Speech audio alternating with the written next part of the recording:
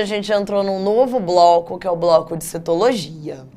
Em Biologia 2, a gente continua no mesmo bloco, a gente continua em Ecologia por algumas semanas ainda, tá? Não acaba nunca esse bloco de Ecologia, mas não tem jeito, gente. Ecologia tem muito assunto, tem muito conteúdo, tem muitas coisas que podem ser cobradas e vão ser cobradas no Enem. Então, a gente vai ter que passar mais algumas semanas aqui, sim. Vamos chegar aqui aonde a gente parou, né? Para você não cair aqui do nada, tá? A gente veio estudando o seguinte. A gente falou daqueles conceitos básicos de ecologia. Então, a gente falou lá do conceito de espécie, população, comunidade, ecossistema. Show! Aí depois, a gente estudou as relações alimentares que as espécies estabelecem ali. A gente teve uma aula de cadeia e teia alimentar. Aí depois, a gente estudou outras relações que as espécies ou indivíduos da mesma espécie podem estabelecer em um local. A gente falou das relações ecológicas, a gente falou das relações ecológicas intra e interespecíficas. Show! Agora, como é que todo mundo chegou ali? Tipo, eu já entendi que num determinado local existem populações, existem comunidades, os seres vivos estabelecem diversas relações. Mas como é que a galera chegou? Como é que os seres vivos ocuparam aquele ambiente? E aí, a gente chega na nossa aula de hoje. A gente vai falar um pouquinho sobre sucessão ecológica.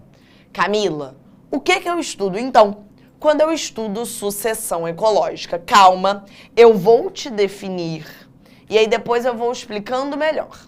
Sucessão ecológica é um processo gradual e ordenado de ocupação de um determinado ambiente pelos seres vivos. Então, na aula de hoje, quando a gente estuda a sucessão ecológica, a gente vai estudar como os seres vivos ocupam um determinado ambiente. É isso. Sabe aquela clássica, tipo, quando eu cheguei aqui era tudo mato? A gente vai ver antes do mato.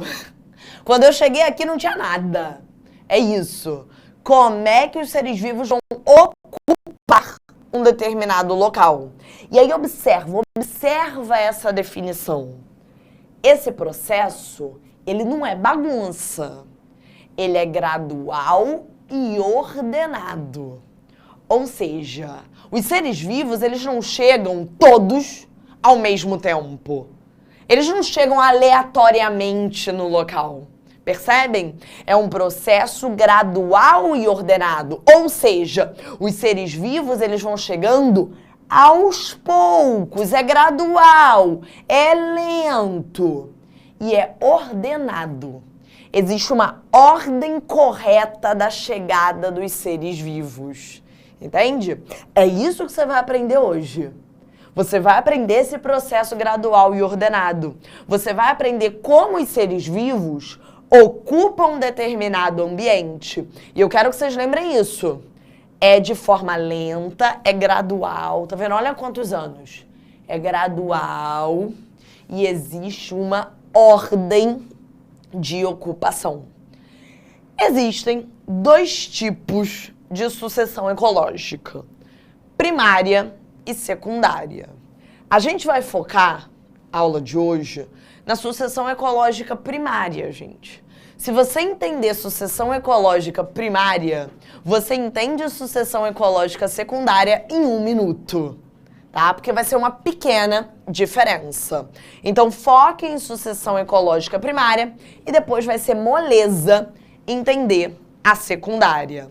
Show? Entenderam o que vocês vão aprender hoje? Então, vamos ver como os seres vivos ocupam os ambientes? Como é que é esse processo gradual e ordenado? Vamos começar com a sucessão ecológica primária. Na sucessão ecológica primária, os seres vivos vão ocupar um ambiente inóspito. Camila,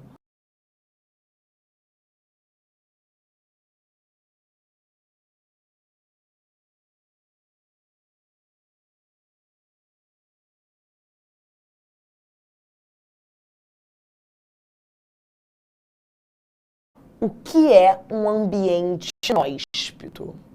Um ambiente inóspito é um local onde as condições não são adequadas à vida. Um ambiente inóspito é um local ruim. É um local onde as condições de solo e de clima não são adequadas para a maioria das espécies.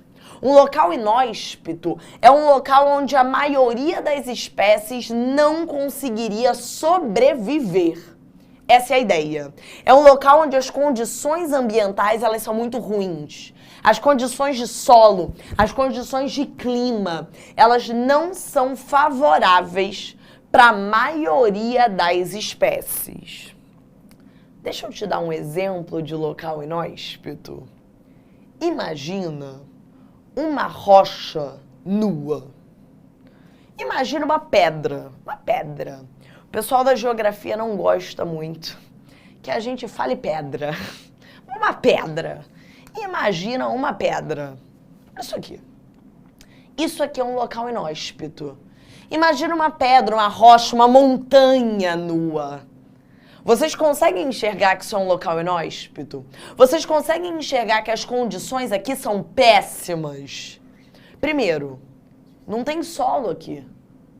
Se você pensar numa pedra, se você pensar numa rocha nua, se você pensar numa montanha nua, você vai ver que não existe solo ali. Galera, se não tem solo, aonde é que as plantas vão fixar as raízes? Péssimo. Não tem solo para as plantas fixarem as raízes. Vocês estão percebendo que não tem uma sombra aqui? A luz, ela tá batendo com tudo nessa pedra. É muito quente. Não tem sombra. Isso é um local inóspito. Isso é um local onde as condições de clima e de solo são ruins. Não são adequadas para a maioria das espécies. Vocês conseguem perceber isso? Não tem solo aqui. Onde é que as plantas vão fixar as raízes? A luz está batendo, então a sombra. O clima é extremamente quente. Isso aqui é um local inóspito. Um outro exemplo de local inóspito é uma duna de areia. Se você pensar na areia, existe um solo, que é o solo arenoso. Mas o solo arenoso é um solo extremamente instável. Você já andou na areia? Você já caminhou na areia? É difícil de caminhar na areia. É difícil de correr na areia, porque é um solo muito instável. Não é qualquer ser vivo que consegue viver ali. Olha pra duna, gente. Não tá uma sombra aqui. Olha a incidência solar. Bate muita luz, não tem sombra, é extremamente quente. Isso são locais inóspitos. São locais onde as condições de vida, inicialmente, elas são muito ruins. Onde as condições de clima e de solo, elas não são favoráveis para a maior parte das espécies. Mas alguém vai conseguir sobreviver ali. As espécies que vão ocupar esses locais pela primeira vez, as espécies que conseguem ocupar esses locais pela primeira vez, conseguem chegar ali, as espécies que são as pioneiras, vão formar uma comunidade chamada de ecese. Vamos começar pelo caso da rocha nua. Volta aqui para a rocha nua. Quem que é capaz de viver numa pedra? Quem que é capaz de viver numa montanha nua? Quem que é capaz de viver nesse local que não tem solo e é extremamente quente? Os líquens. Lembra que a gente falou de líquen na semana passada? Semana passada eu te falei de líquen. Eu te falei que líquen era uma associação de mutualismo entre as algas e os fungos. Lembra disso? Dá uma olhadinha aqui no líquen, ó. A alga, para quem não lembra, ela produzia glicose, comida, para ela e para o fungo.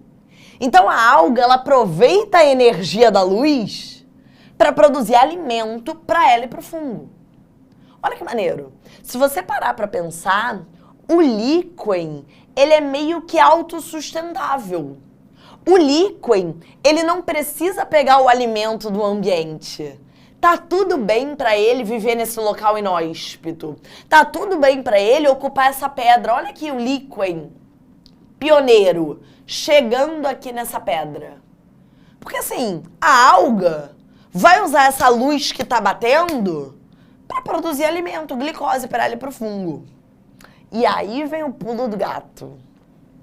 O fungo, ele vai produzindo ácidos. Ele vai produzindo uns ácidos que vão meio que degradando a pedra. Sabe quando você pega um biscoito e no fundo do pacote o biscoito ele vai ficando meio esfarelado? Essa é a ideia.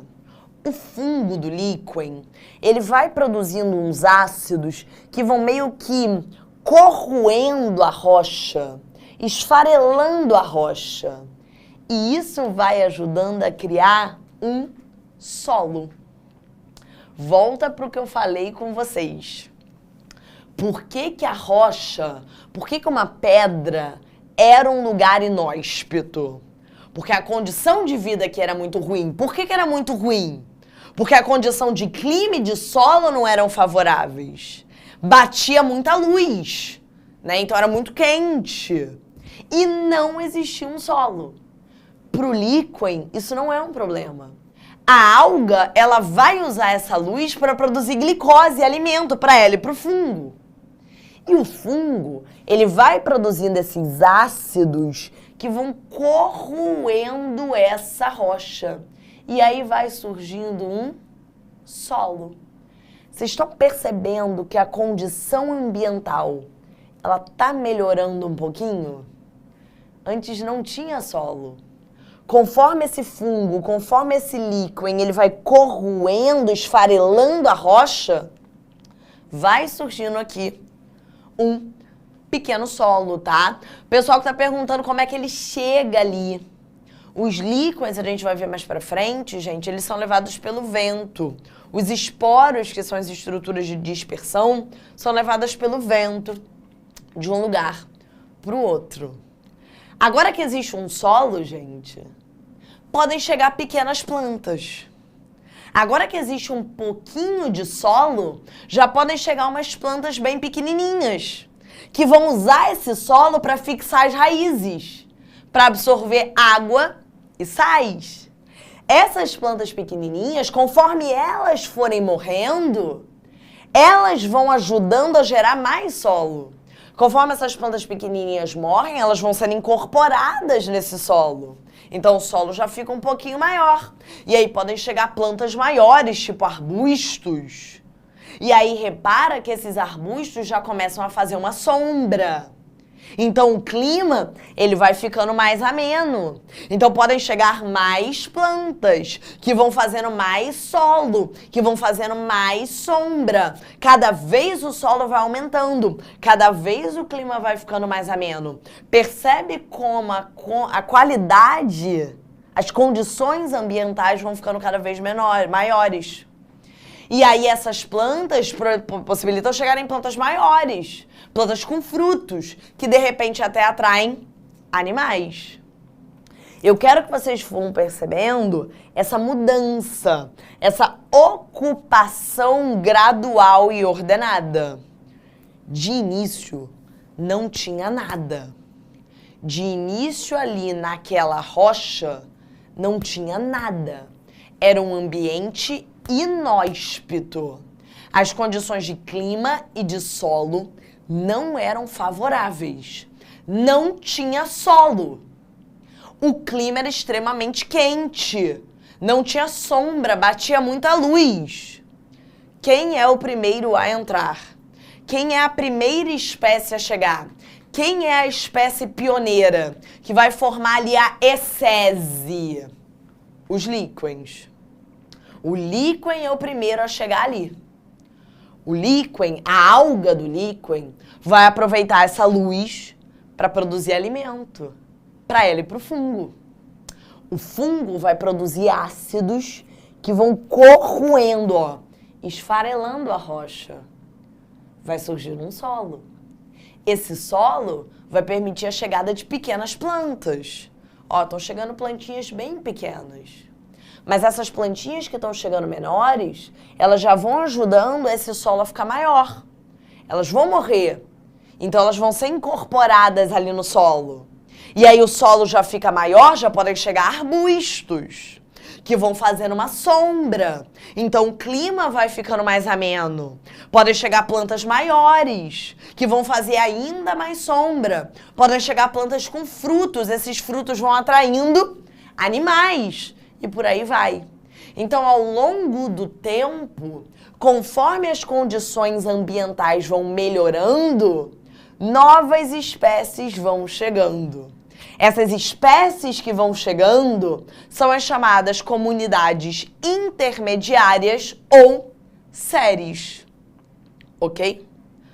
Quando chega no final, gente, tá? Quando chega no final desse processo, quando a gente já tem ali todas as espécies que vão ocupar aquele ambiente, quando a gente já tem ali animais e plantas, a gente já tem uma comunidade clímax. O final da nossa sucessão. Show?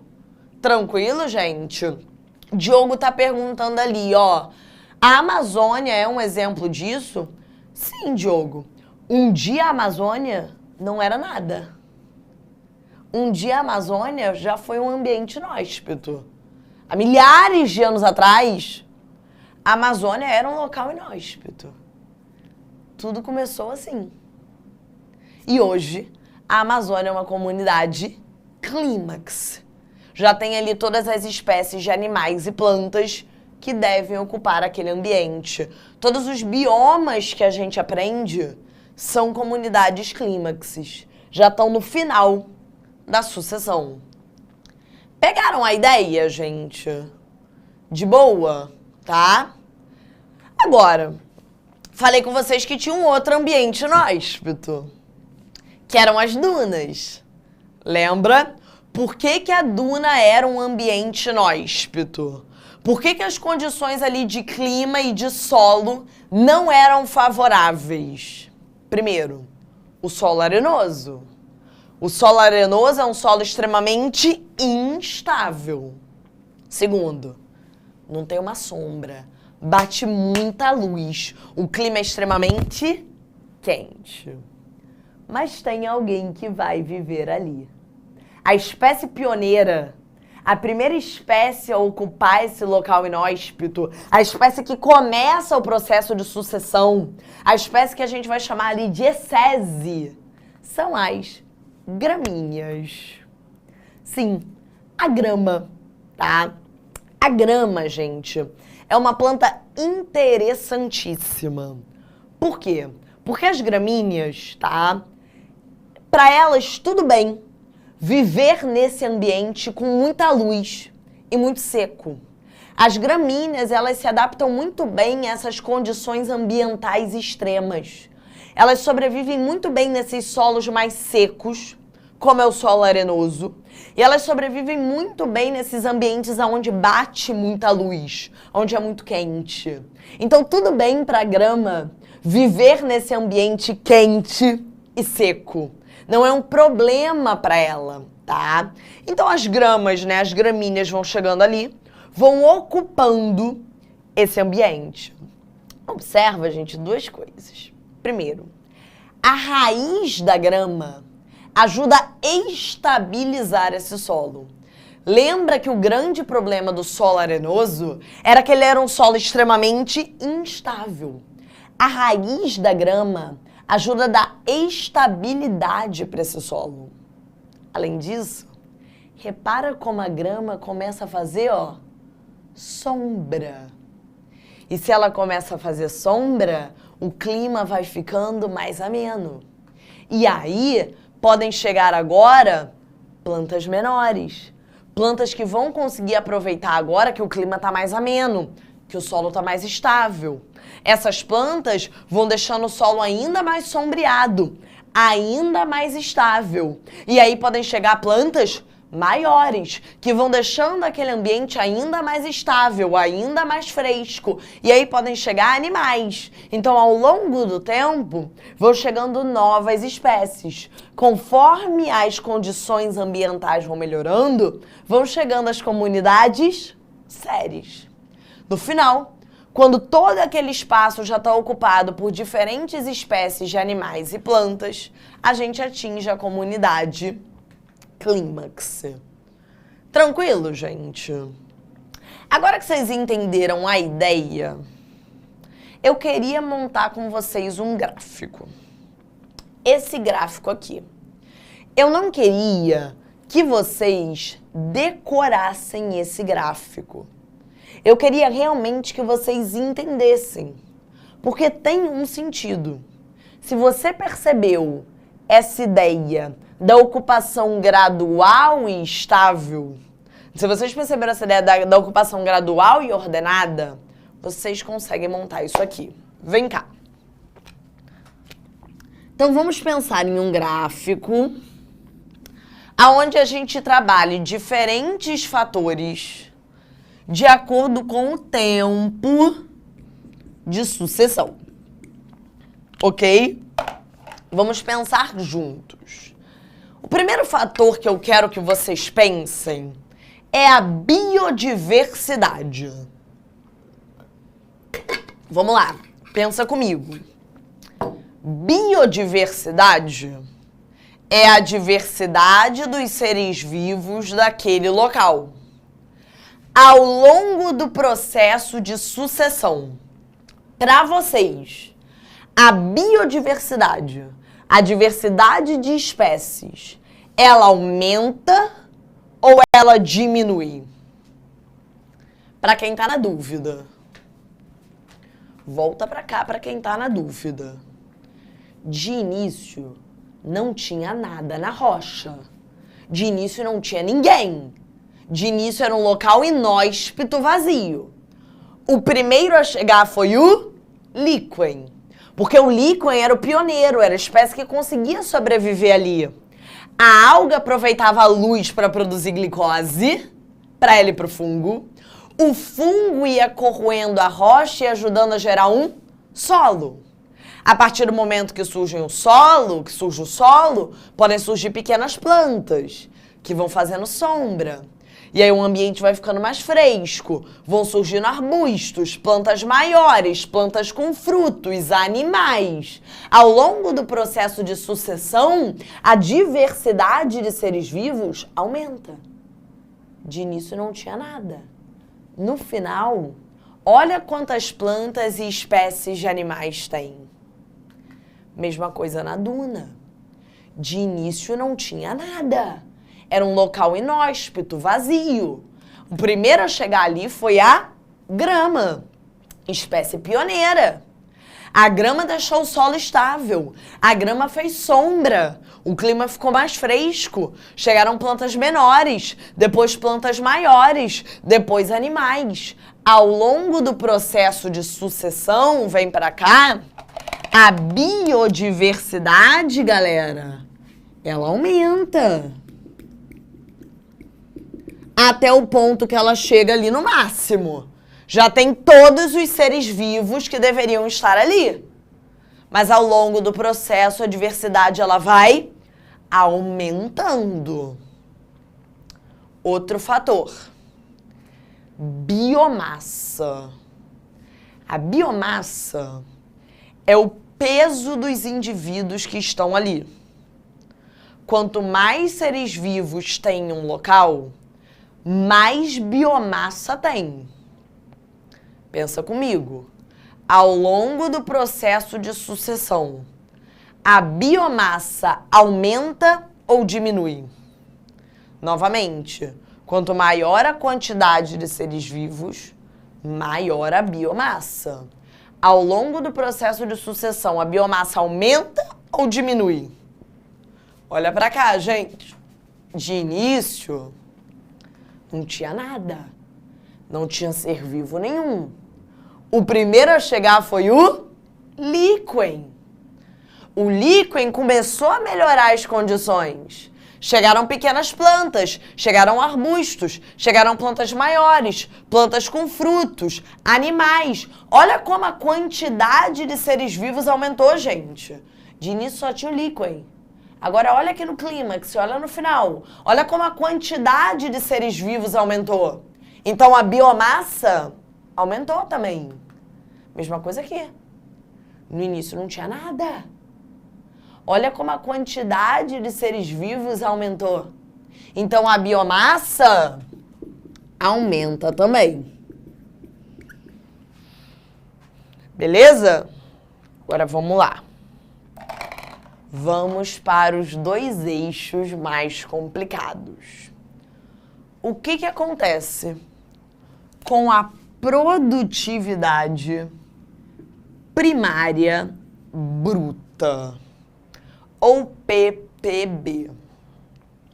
A produtividade primária bruta, ou PPB, é a quantidade de glicose que as plantas produzem pela fotossíntese. A gente mede a PPB pela quantidade de glicose que as plantas produzem. Então, a PPB é toda glicose produzida pelas plantas. Não só a glicose, tá? Glicose e oxigênio. É tudo que as plantas, eu vou botar assim para ficar melhor, é tudo que as plantas produzem pela fotossíntese. Ou seja, toda glicose e oxigênio produzidos. Basicamente, gente, quanto mais planta tem num local, mais glicose e oxigênio elas produzem. Então, maior a PPB daquele local. Vou jogar para vocês. Ao longo do processo de sucessão, a PPB aumenta ou diminui?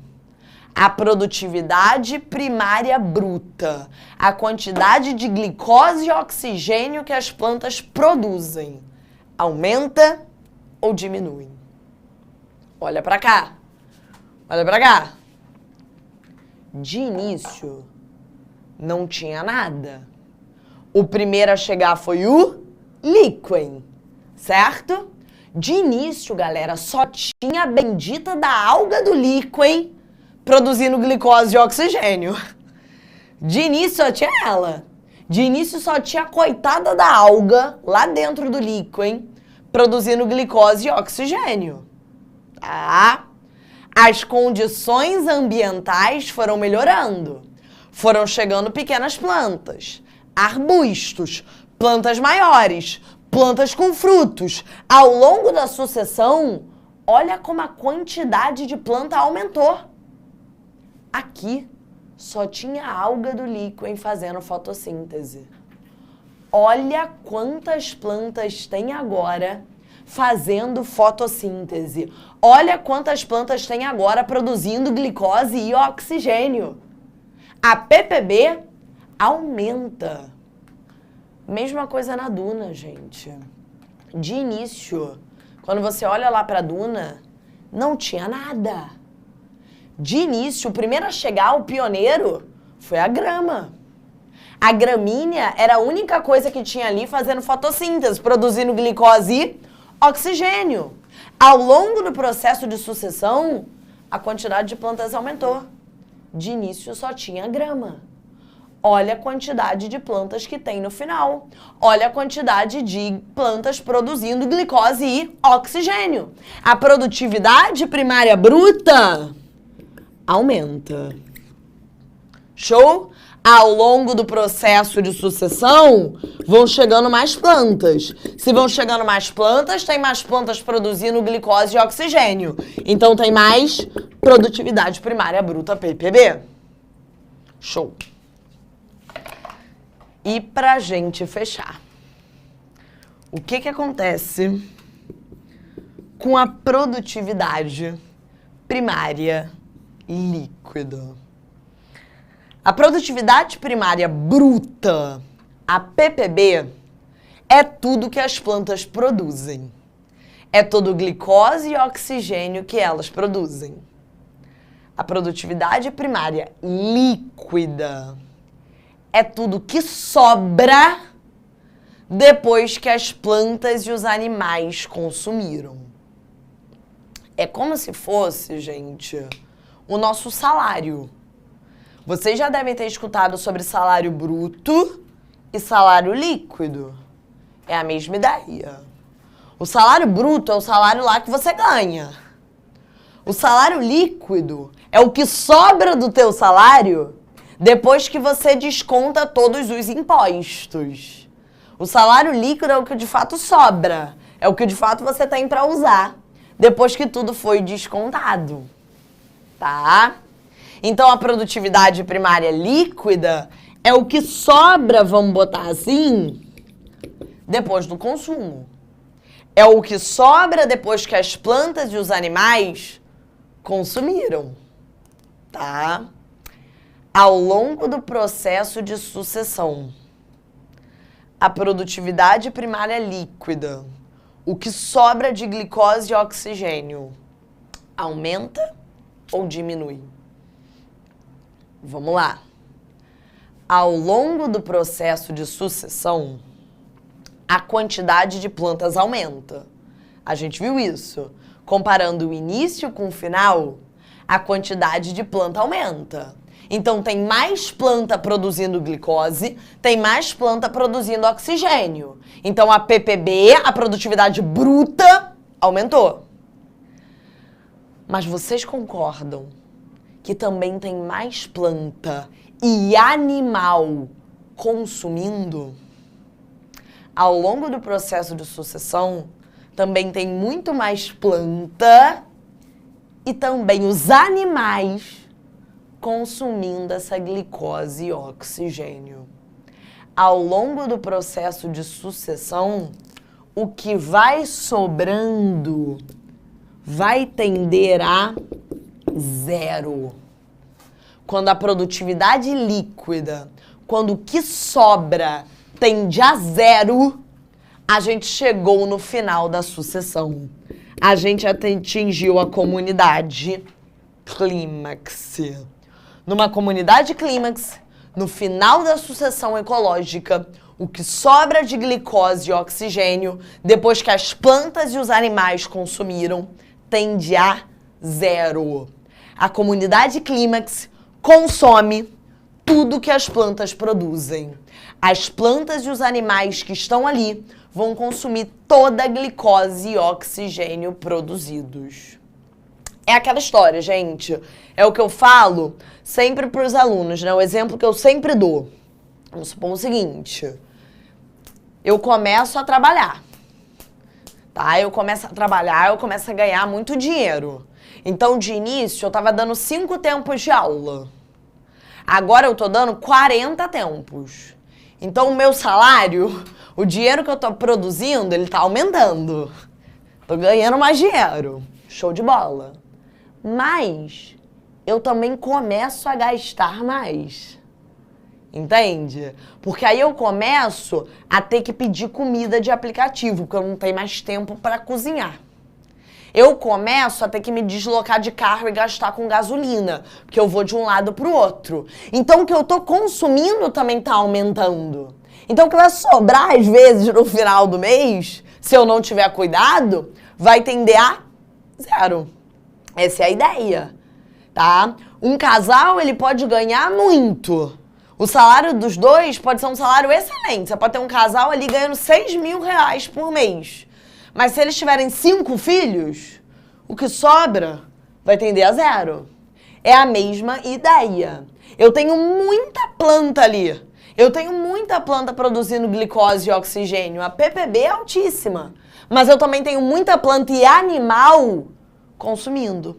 Então, o que sobra tende a zero. Essa é uma característica da comunidade clímax. Camila, por que isso é tão importante? Porque vai existir um erro muito clássico de ser cobrado no vestibular. Erroneamente, as pessoas dizem que a Amazônia é o pulmão do mundo. A Amazônia, como eu respondi agora há pouco ao Diogo, é uma comunidade clímax.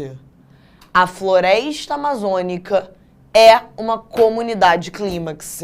Ela está no final, na última etapa da sucessão. Se a Amazônia é uma comunidade clímax, tudo que as plantas lá produzem, as plantas e os animais consomem. Se a Amazônia é uma comunidade clímax, todo o oxigênio que as plantas da Amazônia produzem é consumido pelas plantas e animais da própria Amazônia. O que sobra de oxigênio tende a zero. A Amazônia não é o pulmão do mundo, porque o que sobra de oxigênio na Amazônia tende a zero. Todo o oxigênio que as plantas lá da Amazônia produzem, elas e os animais que estão ali consomem. Não sobra nada praticamente para nossa atmosfera. Camila, isso significa que a gente vai botar fogo na Amazônia? Não! Tem que preservar a Amazônia por muitos outros motivos. Mas não é porque é o pulmão do mundo. Se você falar que está preservando a Amazônia porque ela é o pulmão do mundo, você está errado, porque ela não é. Camila, então quem oxigena a nossa atmosfera? De quem que sobra o oxigênio para o ar? A gente vai ver mais para frente. Do fitoplâncton. As algas que ficam lá no oceano é que produzem oxigênio para a nossa atmosfera. Não é a Amazônia. Show de bola? Tranquilo? Tá? Tranquilo, de boa, de boa. De boa, gente. Tá tudo bonitinho. Anotado aqui pra vocês. Não precisa ficar preocupado. E pra gente fechar, sucessão ecológica secundária.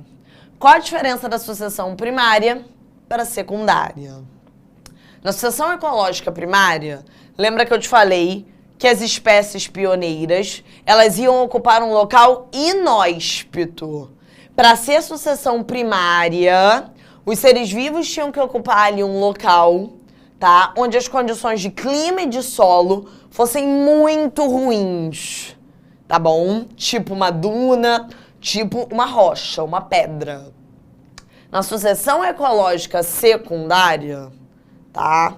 Você tem a reocupação de uma comunidade que foi destruída, ou naturalmente, ou pela ação antrópica do ser humano.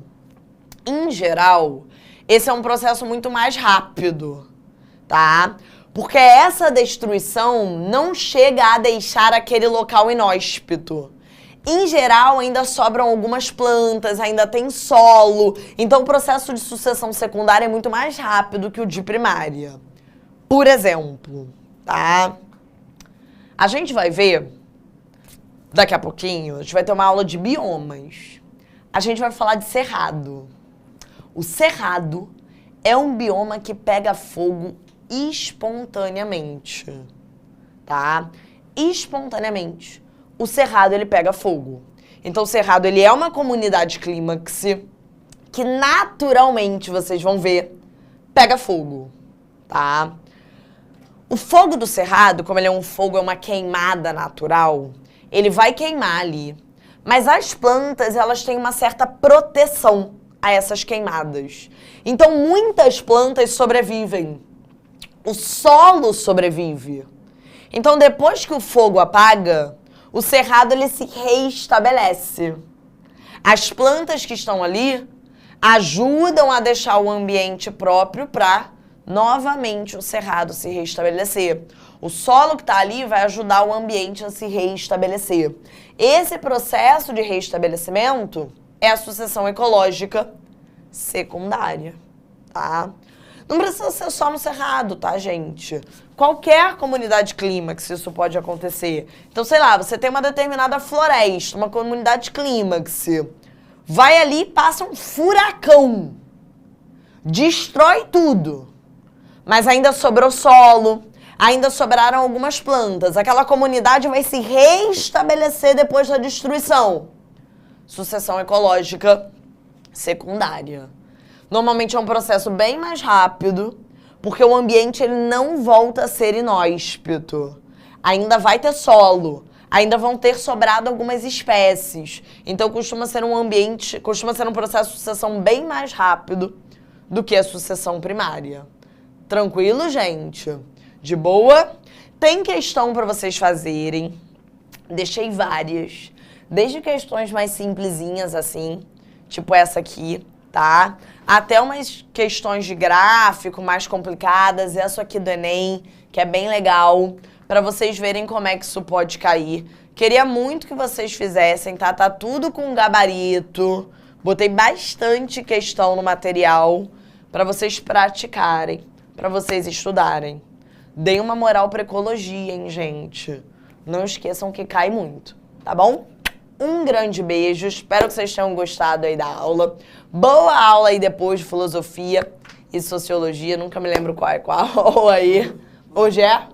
Filosofia. Então, boa aula de filosofia, um grande beijo, até terça e tchau. Assista nossas aulas a hora que você quiser. Vem com o Pro, o cursinho online que mais aprova no Enem. Assine em proenem.com.br.